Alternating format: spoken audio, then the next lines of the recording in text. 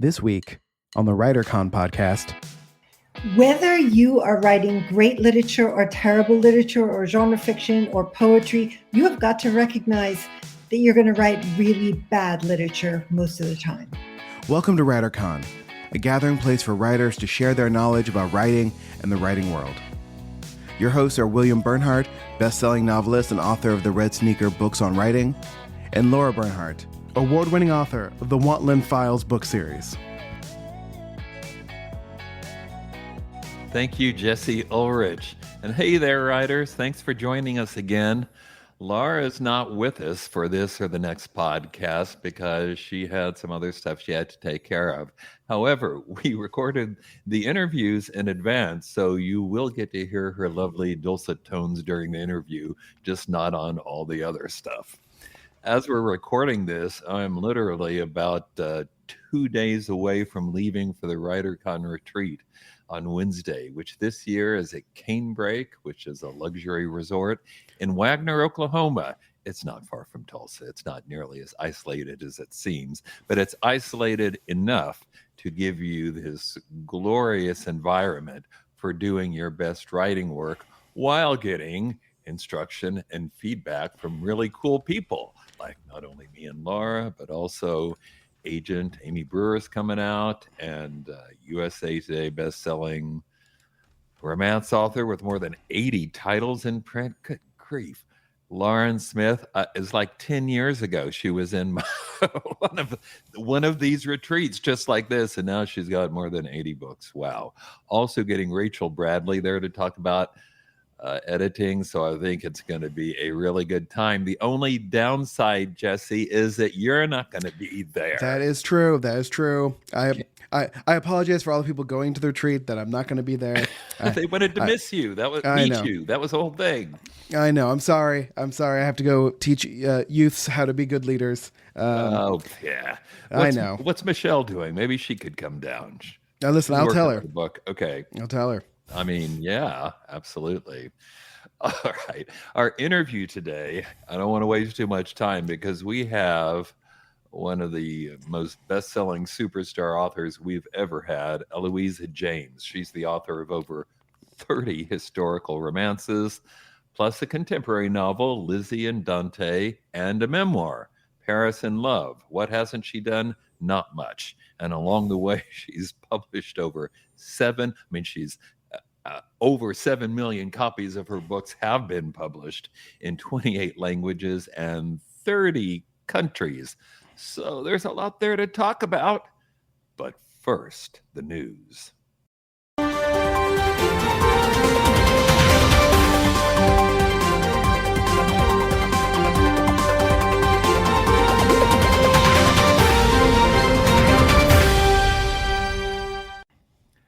We have 2 news stories today, and they're kind of related to one another, so be patient. Even though they're both actual new news stories, they also both involve AI, which you've probably heard something about lately, and Amazon, which we in the book world always hear about. This first story, though, is about a new platform that is offering authors unedited AI translations. And yeah, I'm talking about translations into foreign languages, which traditionally has been a very tough market for even traditionally published authors to crack. But talking about self-publishing authors, almost impossible. Although Lauren Smith, who is coming to the retreat this weekend, has done it many, many times, but most people don't. Well, now there's a platform called Leanpub, Leanpub. I'll put the URL in the show notes, but this is a self-publishing platform plus an online bookstore that allows writers to write, publish, and sell ebooks from their site. They are now offering additionally what they call a global author service that will translate any book that's on their platform into 8 or 31 languages. You may be thinking, wait, that seems random. 8 or 31? Well, the price for 8 translations is $99, up to 40,000 words. And plus the authors will receive a quarter of a cent, not a whole lot, per word for sales beyond that. So, if you earn back what that threshold amount, then you start getting paid more. The price raises to $249 for 31 languages. I mean, I'm not even sure I could name 31 languages, but at any rate, that's why it's 3 or 31 or 8 or 31 translations. Okay, authors will still own their translations, and here's a good thing: you can sell them anywhere that allows AI translations to be sold, which I think is everywhere now, although some platforms are only circulating AI translations that were generated by them. I can guess your first question: is the quality of these translations any good? And the answer, and this comes from Leanpub's own rep, Len Epp, he said, good enough. That's the end quote. But part of that might be because he calls these translations what he calls prescriptive nonfiction books. In fact, look at that screenshot that Jesse's showing you. Most of them relate to computers and computer programming and computer engineering and so forth. But, Jesse, you, like Scotty on Star Trek, read technical journals, right? I do. So would you read an AI translated technical journal? I mean, I suppose if we are talking about what we think AI can do reasonably well, something that isn't a lot of nuance and is more, prescriptive and explanatory, I think this would be useful for people. I still think something's going to get lost in translation. Yeah. But, again, like one of the categories is leadership. I feel like that's going to have a lot of terms and whatnot that are not going to translate well, that AI is not going to know how to translate well between different languages. But who knows? Yeah, well, when Epp says good enough, it sounds like he's saying, well, you'll figure it out. Yeah. Even if it's not exactly clear. If they're allowing you to get it translated and then to also like do your own reviews of it, that would be a good tool. Like if you're just having someone review it after it's already been translated, that would cost you less. But I don't think that's what they're going for. Yeah, I don't know. I mean, maybe they'll allow that. I don't know, but it doesn't seem to be what they're promoting. So the question is whether this is good news for writers or bad. When we were talking about AI narrated audiobooks before, of course, many people were concerned that this is going to displace human audiobook narrators. But the truth is, some people can't afford human audiobook narrators, and people, even successful people, can't always pony up the money for a foreign translation because that's putting a lot of money down for potentially small return. So I could see this being even more popular, but I don't know. What do you think? Good for writers or bad? I think it's good for writers. I mean, we don't like AI things that take away jobs from other people, but foreign translations is a whole other market that, like, for example, English language writers at certain tiers just don't have the resources to do. So this might be a good way of growing your audience. Right. So as far as AI tools go, this one's the least offensive we've spoken of, I feel like. Right. So, although if they move beyond computer books and start doing legal thrillers, I might have different thoughts. But yeah. can you imagine For sure. I mean, the legal systems overseas aren't even the same, much less the terminology. That's true. So. That'd be interesting, actually. I'm curious about how it would do that. So okay. Well, I'll say, Leanpub's just doing compute, but somebody else will be doing fiction and for sure. So, Okay, news story number 2, which is related. We recently got a very rare look into book sales at Amazon. This is rare because historically, Amazon never releases any kind of what they call granular data.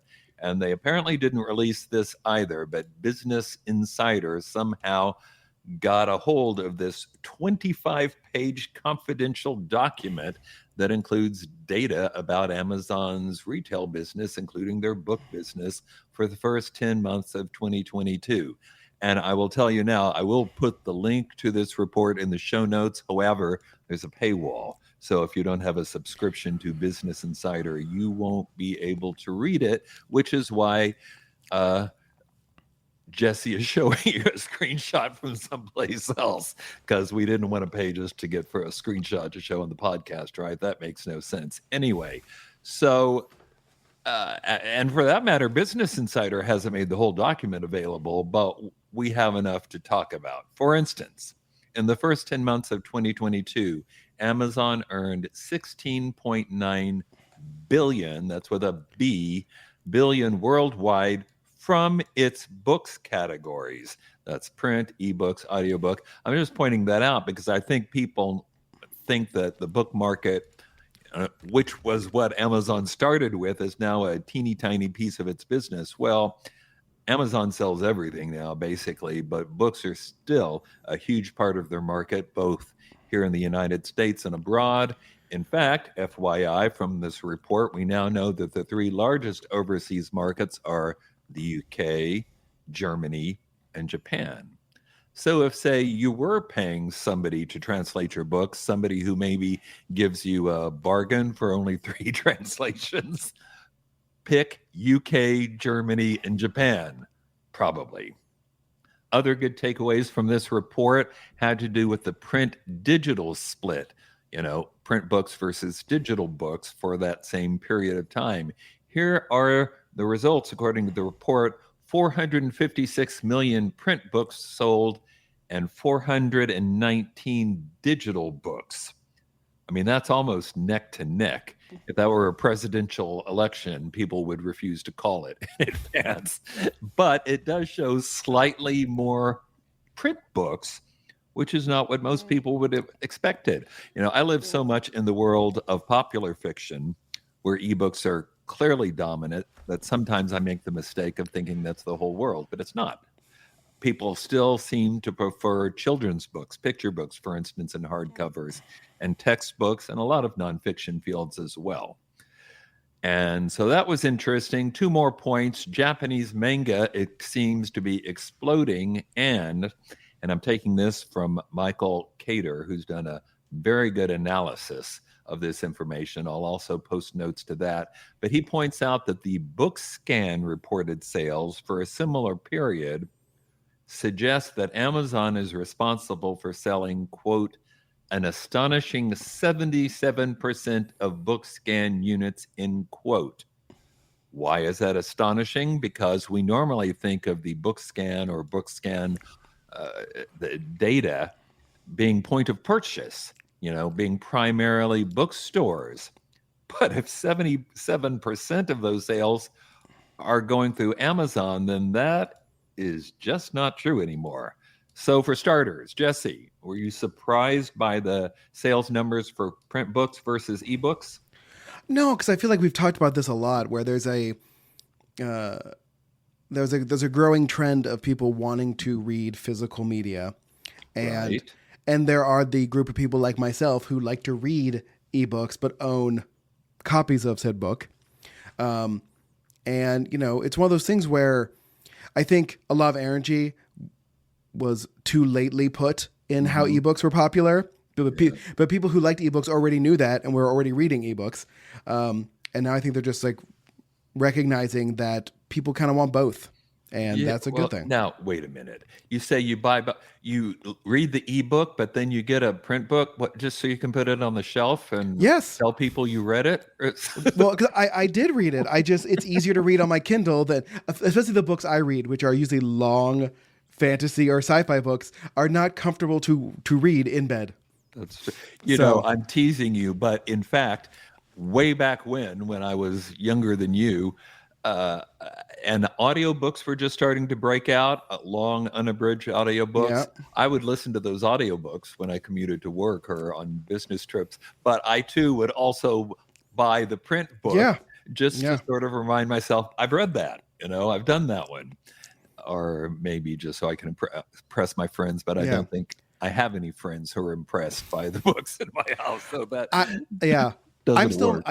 still mad that Amazon never thought it was a good idea, or they couldn't convince the publishers that, like, if I buy a hardback cover of a book, I should get the ebook for free.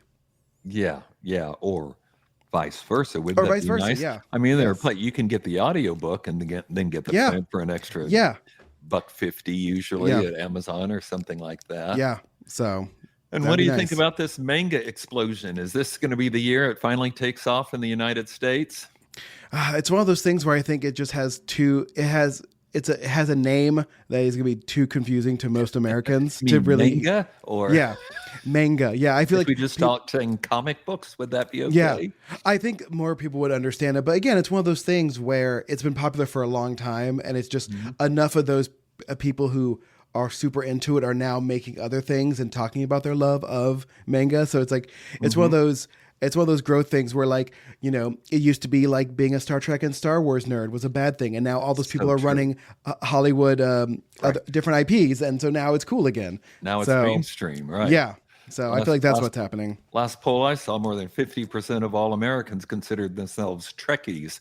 And I thought, well, that's Wow. not how it was when I was 14. Nope, nope. That's not what my childhood was like at all. So, Right. Yeah. Is this just an age thing? Because I love comic books. And I love every kind of books, and I've read manga, but it still feels a little strange to me. It's not just the art; the storytelling approach is, I think, different. yeah.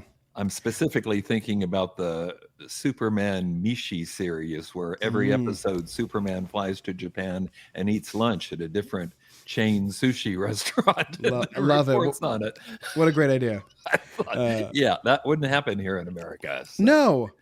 I think it's good to have different um, culture storytelling tropes being incorporated into America. Like, for example, the Three Body Problem, which we talked about a lot. yeah, Like, reading that book, even though I'm reading the English translation, was so different from any other sci-fi series I have right, ever it's read. true. And that's good. That it creates new ideas. It brings new things into the zeitgeist. It's a positive. Yeah, new way of telling stories. I Yeah. totally agree with that when it's done really well. Yes. I probably just haven't read the definitive manga novel yet. What's the best one? I feel like that's an instant way to start an internet argument. Or So, at least get people to comment on the podcast, all yes, right? listeners, Everybody you tell us me. your favorite manga. All right, There you go. get in the comments. All right, enough of this chatter. Let us talk to Eloisa James.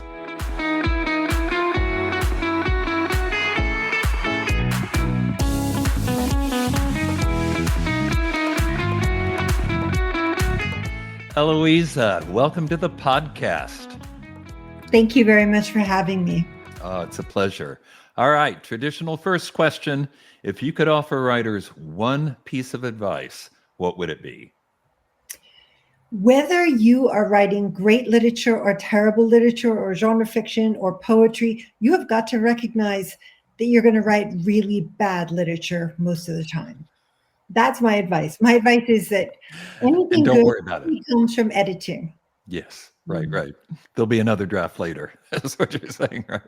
There'll I be hope. many drafts Yeah, later, right. but even more than that, 80% of the stuff you produce is schlock. You're going to have to learn to cut it. You can't edit that into a gem. Mm-hmm. Right.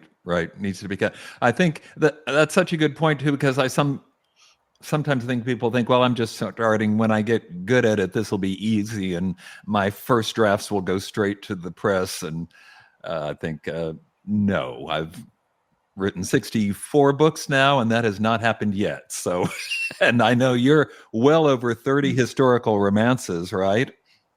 Right, I am, yeah. I've And written over 30 historical romances and a contemporary novel and a memoir. And believe me, every time I hand in the first draft, I think, this is brilliant. This time, my editor or my agent is just going to say, wow, you've never written so well. And then, yeah. not the way it works. Well, tell us about the new one, which I think is Viscount in Love, right? Tell us about Viscount. Viscount is a lot of fun because when you're writing historical romance, you need to find a way at looking at the past that's also looking at the present. And I got very interested in dyslexia because one of my students, because I'm a Shakespeare professor, one of my students who'd been my advisee for 2 years was diagnosed with dyslexia. And it never occurred to me for why he was such a bad speller. So I ended up thinking about dyslexia back in the day, so to speak, in the Regency period. And I realized that everyone would simply decide you were stupid. That was it. And my student came to me with, he'd had a tough time. Not being called stupid so much because, Fordham is extremely supportive, but people being frustrated, unable to figure out why he couldn't comprehend faster, read faster, why he couldn't do these things. And I loved his work. He's really creative, but I also I thought it was a problem of organization, maybe ADHD. We go in various directions. I didn't think of dyslexia. Yeah. So I learned really interesting things. For example, did you know that some dyslexic people can write in blue ink, but never in black ink? I have not heard that Didn't know before. that. No. So when my heroine gets married, she has to sign the book behind the church. She cannot sign it in black ink. So her maid sneaks in a bottle of blue ink, and the archbishop's like, absolutely not. And her friend distracts him, and she signs the book in blue ink. Oh, But great. basically, I had a heroine whom everyone had decided is an idiot because she cannot read and she cannot write. And she's a painter. And the only thing she can paint are objects that are good for women to paint, which would be rabbits, bunnies, kittens, and flowers, right?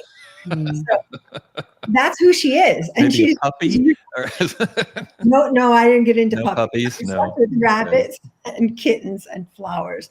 And so her sister is enormously talented and able and betrothed to a viscount who inherits two very eccentric children. And the sister promptly elopes with someone else, and the viscount ends up marrying the woman whom he believes to be stupid. And he spends his time painting flowers and rabbits and occasional kitten. But I'm betting it turns out pretty well at some point. For those of you who are writing romance, or I think it covers almost any kind of fiction, I really think that genre fiction lives or dies on comeuppance. We think of romance, it's all about falling in love. Actually, no, I think it's more about comeuppance. It's about, that feeling of like, okay, the bad people got theirs and the good people. So yeah, my heroine may be painting flowers, but she's the best flower painter in England. And that was fun. This is really fascinating. I never thought about a condition like that in the past. I mean, it's not new. It's just that we're learning new ways to acknowledge and assist with it. And that's a brilliant idea you had. I love that. And I also like how you're kind of bringing in the women's issues to your historical fiction. That sounds fascinating. I'm gonna have to read that.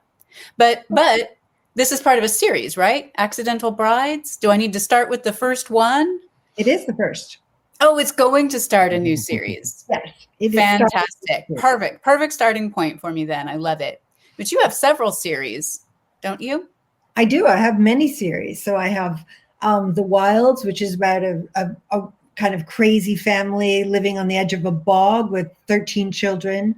That's an extremely popular one, set in the Georgian period. So we're thinking about wigs rather than, pretty dresses, Bridgerton style. And I have another one called Desperate Duchesses, which is also very popular, really set around chess games. And because the Georgian period was much more racy than the Regency period. And so a lot of people were living separately from their husbands. So Desperate Duchesses is about duchesses who are not living with their husbands. Whoa. It was fun to write. That sparks some ideas there. Interesting. That's fascinating. Yeah. You participated in Kindle Vella, the Kindle Vella program. Is that right? How did that go for you? Did you enjoy that experience or? I did. And for those of you who don't know, Kindle Vella is a serialization platform on the Amazon, in the Amazon world. And the thing about having such a long career, and I'm sure, William, with your 64, if I got that right, 64 books, nothing on Vella. You have to keep challenging yourself. I mean, Right. Something like this something new. is not going to come along every minute. So with the serialization platform, it's been fabulous for me. I have a something called The Seduction, which is the season 1, 2, 3, 4, and The Seduction. Two Dances and a Duke is the first one. But what it really taught me was how to write an episode so that someone will buy the next. Because the whole point of serialization is that they don't have to buy the next. Mm-hmm. They don't have to continue. So how do you end a chapter in such a way that the person either puts down their money for another one or doesn't put the book down? It's like, wait, I've got to read one more chapter. That's what you're always going for with genre fiction. I've got to read one more. I've got to read one more. So I ended up doing a lot of research on Dickens because, of course, Dickens is our famous serializer. And there are wonderful letters in which he's writing to, various authors and saying, if something doesn't happen in this book, I'm pulling your serialization because something has to happen in every chapter. So I learned a lot.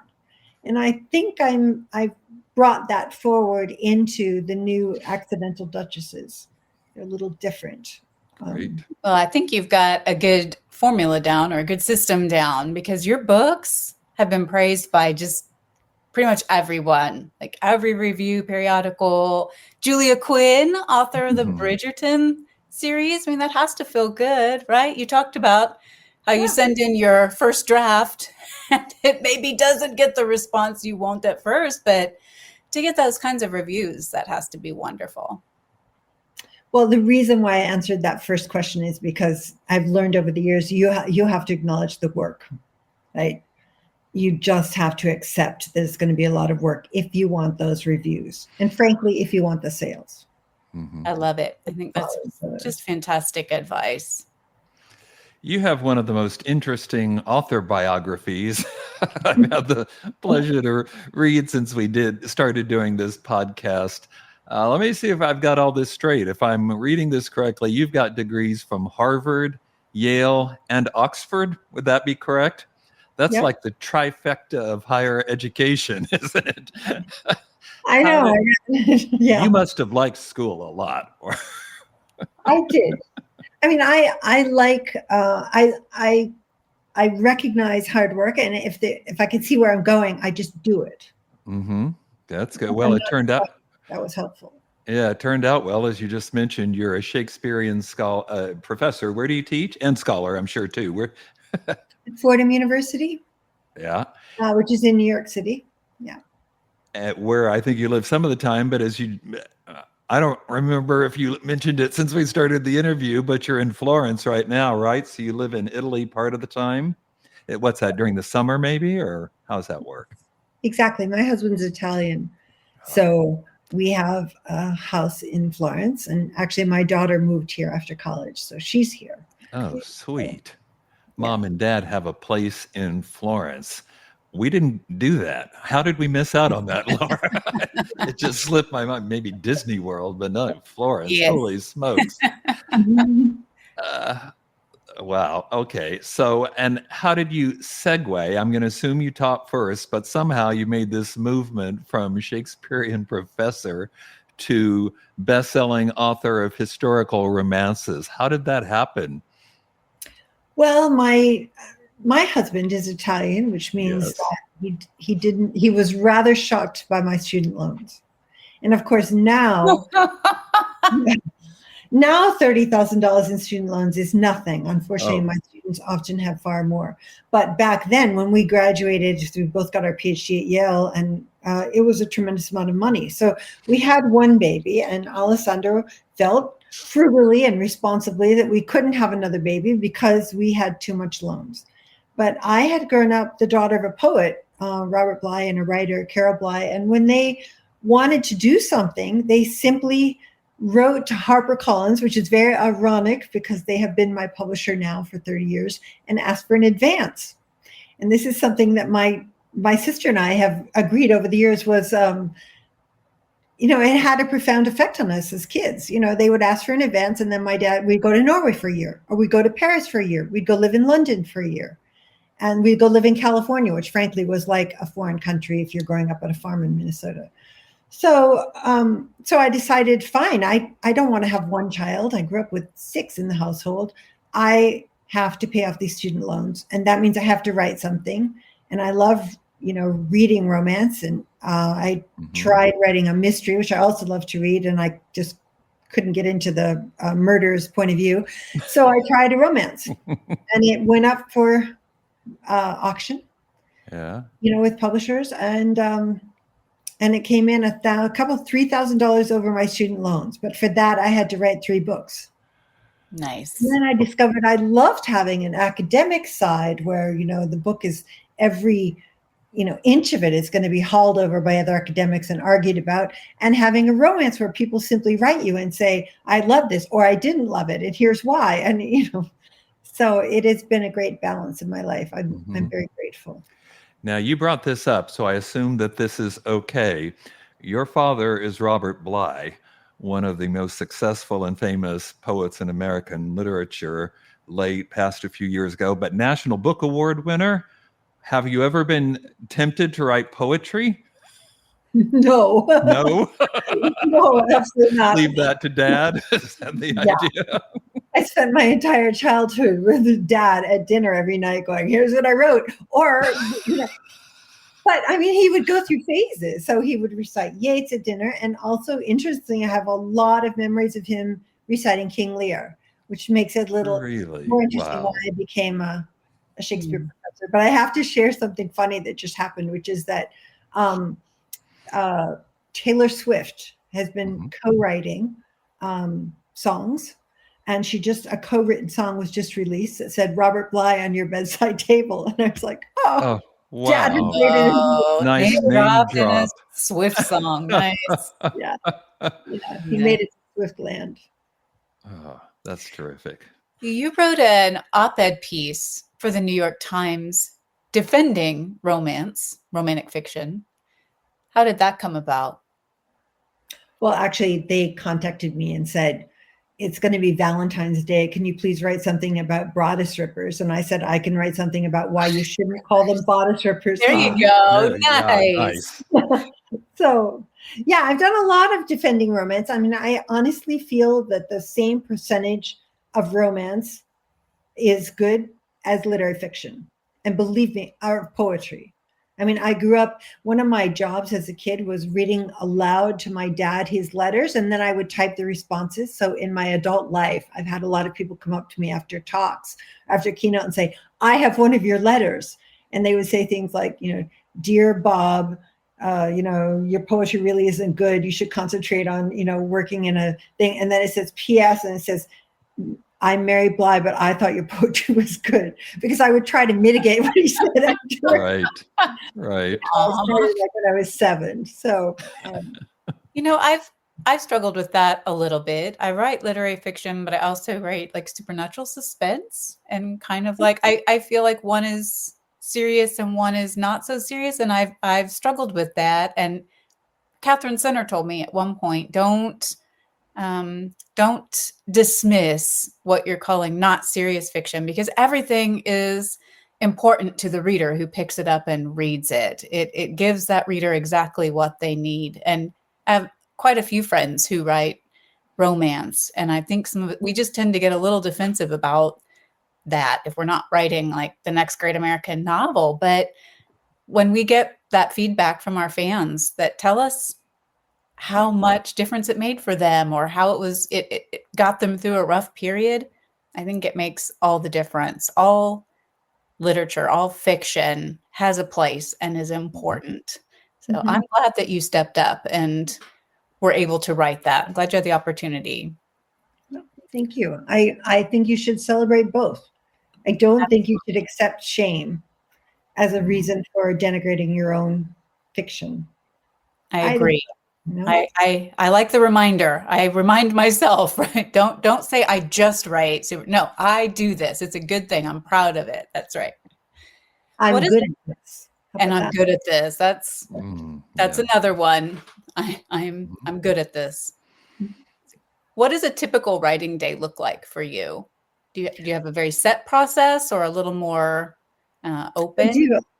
I'm in Italy right now, so that means that I write in the gazebo in the garden, which is really nice. So I got very early in the morning and I write until it gets too hot. I have one of those fans that will spew air at me so I can stay, wet air. I can stay up a little longer than I would, but I write in the morning, and I write in 25-minute writing sprints, and I often write with friends. So I read at some point a few years ago that 25 minutes is the perfect concentration time, and it does seem to work for me. So we turn off our computers and our sound and leave the Zoom on, 25 minutes of writing, turn it all back on, discuss where you are, see if anyone had any problems, I highly recommend it for anyone, no matter what Interesting. stage of Like writing you're at. writing in a group, it sounds like it. Yes, with other writing friends. Well, but you turn the sound and the computer off. So you have 25 minutes working on yours. Oh, But then you come back and you have 5 minutes of just like, wow, this, for okay. example, one of the people I'm writing with right now is writing a murder mystery set at the turn of the century in New York City with a lot of embalmed babies. It's very far away from Accidental Duchesses, but that doesn't matter because when you're discussing, I don't know how to make this character work, or does this sound boring to you? That's something that would probably be my second piece of advice. We often write boring fiction, and we have to catch that. Yeah. Mhm. And I think people shelter themselves from that realization because they're like, well, if I'm boring, I have to quit. No, we're all boring. I mean, Hemingway is incredibly boring. He just learned how to hone it down. Yeah. Dickens, I mean, I've been studying Dickens a lot. He can just go on and on. If I was editing Dickens, I would totally splice him out. But if you look at the notes, you can see him pulling in. Like between the serialized version and the novelized version, because often I think sometimes some of the cliffhangers weren't necessary anymore once it goes to the novel form, right? Exactly, but he did everything in notes. So he wrote out a chapter and then what's going to be in it, and you can see him like I can't remember which one it is. I think it's Bleak House. There was going to be an adulterous relationship, and he got halfway through and he's like, I just don't need that. Pull it back. That is going to be one thing too many. Interesting. Yeah. So how much planning do you do before you launch into a novel? Are you a pantser or are you a planner? Do you have a pretty good outline in place, or do you just have an idea and just start writing and go for it? It depends. As I've written more books, I tend to be more of a planner, but I can pants if I know where I'm going. And that generally, because I'm writing romance, that'll be the moment when the reader looks up from her book and says, whoa, this relationship is never going to survive. If I know where that is, Yes. I can pants right to it and after it. If I don't know where it is, I need to set up things much more closely. Okay. Well, one last question then, Eloisa. What are you working on now, or what could we expect from you next? Well, so, the Viscount in Love comes out at the end of July, and I have just turned in the next book, which is called Hardly a Gentleman, and I received an email yesterday from my editor saying she loves it. So, yay, it's one of those happy words. Yeah, that's a moment, isn't it? Yay. It's a lot of fun. I'm loving the Accidental Brides is fun because these are women who didn't plan to marry for whatever reason, end up accidentally married to the Viscount, for example. And I'll just add, I had a lot of fun with that book because when my kids were little, my daughter was writing really violent suspense stories, Laura. Kind of like yours, maybe. I don't know. Maybe. So I stole some of her stories. Like she's got this man who had these withered heads up on the windowsill, and he would run his fingers through their rustling hair. Oh, wow. That is what the very proper lady finds when she goes to visit the Viscount's new wards. And she says, I can't do it. I'm out of here. I'm looking for someone else. And my heroine is like, interesting. Interesting. Read me that. I love that you borrowed that. That's interesting. We have some students, some children who are creative and artistic, and just visiting back and forth, we sometimes borrow ideas from each other, or can take something and gain inspiration from it. I love it. Yeah, I've done that a lot. I wrote a contemporary novel as Mary Bly called Lizzie and Dante, and every chapter that is from the point of view of a young girl has one of the quotes that my daughter had pasted on her door.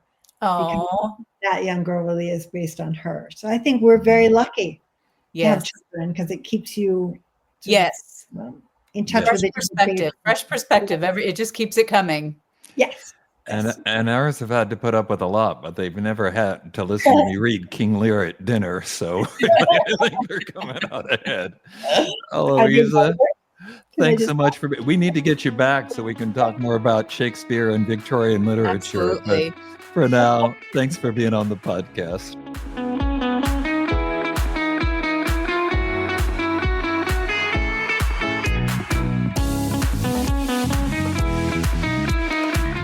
Just a few parting words since the retreat is about to begin. I'll skip that and move ahead to the big annual event of the year, the WriterCon Conference in Oklahoma City at the Renaissance Waterford Fabulous Hotel over Labor Day weekend, which this year is August 30th to September 2. And what a conference. More than 70 speakers, more than 90 sessions, 5 tracks of programming throughout most of the day. Even Baxter is excited about it, and he's not even going to get to go. Can you hear that? He is a very excited dog. We got authors, agents, publishers, book marketing experts. They're taking pitches. We have expanded the contest to 13 categories covering both published and unpublished work. Winners get medals, cash prizes. You might meet the agent you want. You might make a friend you're going to keep for the rest of your writing life. And as I've probably said before, to me, that is the best part of WriterCon, hanging out with people who have the same priorities and interests and goals that you do. Let me also remind you that WriterCon has its own magazine, and you don't want to miss the next issue. I can say that with authority because I just proofread it this morning, and it's got some wonderful articles on breaking issues. To subscribe, go to Substack and search for WriterCon, and you'll see 2 options. You can get a free subscription, which will give you the free newsletter every other week or so, which has lots of information about breaking news and opportunities for agents or publishing and whatnot. Or you can go paid subscription, just a few dollars more, and get WriterCon magazine 8 times a year, and you will be so glad you did. All right? Until next time, keep writing. And remember, you cannot fail if you refuse to quit. See you next time.